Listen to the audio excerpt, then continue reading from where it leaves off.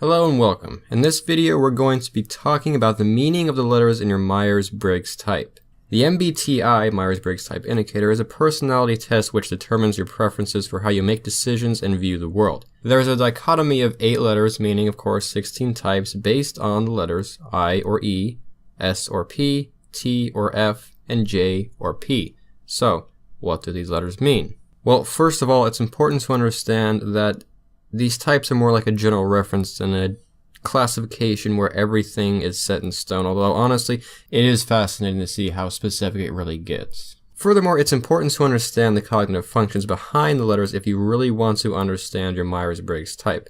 The letters themselves are kind of confusing without this backing, but thankfully I already have a video on the cognitive functions which you can find on my channel. So without further ado, the meaning behind these letters. The first dichotomy is I versus E, introversion versus extraversion. This is perhaps the most commonly understood psychological aspect. Most people are not going to be reclusive introverts or very gregarious extroverts. They usually fit on a scale in between these two extremes.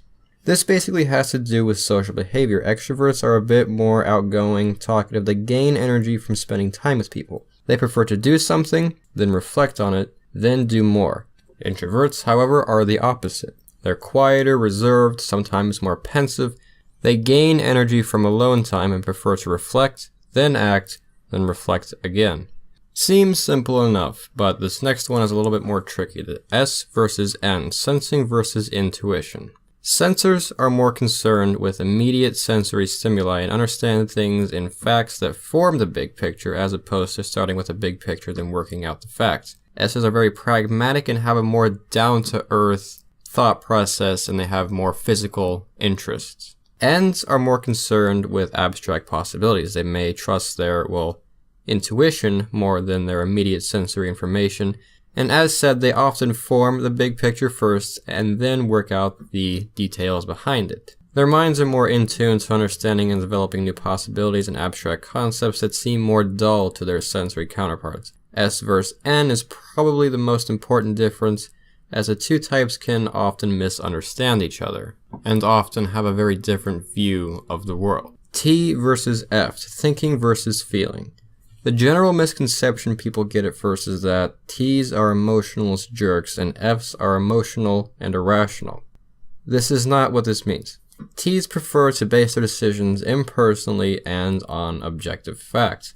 Often this focus may override how they feel and especially may override how other people feel, depending more so on the functioning of the inferior feeling trait, which is explained in the cognitive functions video. F's, however, take more consideration to ethics and may weigh decisions more on how they will affect people around them and common welfare. They often will, of course, prefer to make a decision that is moral and humane as opposed to a decision based on what they see to be cold and indifferent data, which leaves out the human factor. But again, there are logical feelers and empathetic thinkers, and it's important to understand that. P versus J, perceiving versus judging. This is probably the second most important distinction because the difference will flip the focus of all your cognitive functions. And of course, judging does not mean judgmental, it's a psychological term.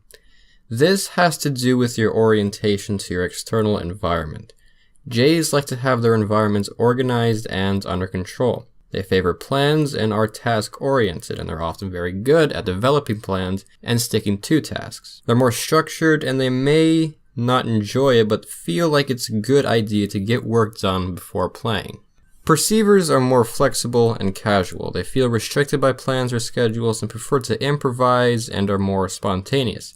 Although this can lead to procrastination because, again, while J's have a more methodical approach to their work, P's work in bursts of energy, and sometimes this burst of energy arises from an approaching deadline.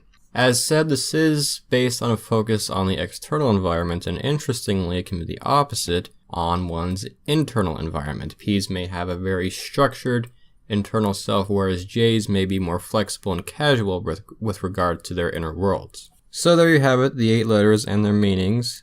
Again, these are based off the cognitive functions, and again, I have a video which explains the cognitive functions on my channel. And now here are some interesting Myers-Briggs type statistics. About 50.7% of the population of the US is introverted, whereas 49.3% of the population of the US is extroverted, so it's about an even difference there. About 73.3% of the population are sensors, and 26.7% of the population are intuitors, so there's a 3-to-1 difference there. About 59.8% of the population are feelers, and 40.2% of the population are thinkers, so feelers have a slight lead on thinkers. And about 54.1% of the population are J's, and 45.9% of the population are P's, so again, just a slight lead for the J's, but it's about even. Again, as you can see, the only statistic which has a major difference is, again, S versus N, where S's have a 3-to-1 ratio over the N's. So that's all for now. Stay tuned because I have more Myers-Briggs coming, and I'm going to cover the types in detail, and of course, I'm going to make a lot of other videos on many other subjects, so don't miss out. Subscribe if you're interested, and thank you for watching.